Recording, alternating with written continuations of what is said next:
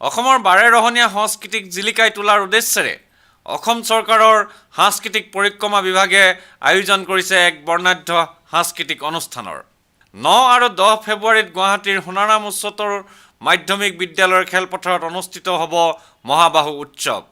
গুৱাহাটীত অনুষ্ঠিত এখন সংবাদমেলত সাংস্কৃতিক মন্ত্ৰী প্ৰণতি ডেকাই মহাবাহু উৎসৱৰ বিষয়ে সদৰি কৰি কয় যে অসমীয়া কালচাৰটো নতুন যিটো কালচাৰ সেই কালচাৰটো নতুন ছাত্ৰ ছাত্ৰীসকলে নতুন প্ৰজন্মই কেনেকৈ লৈছে তাৰ ওপৰত আমি এটা আলোচনা চক্ৰ ৰাখিব খুজিছোঁ।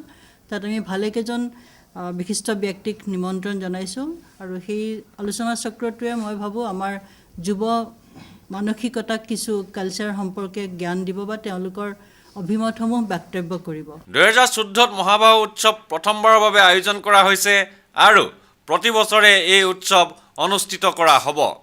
উল্লেখযোগ্য যে এই বছৰ মহাবাহু উৎসৱৰ মূল বিষয় হ'ব কৃষ্টিৰে ঐক্য।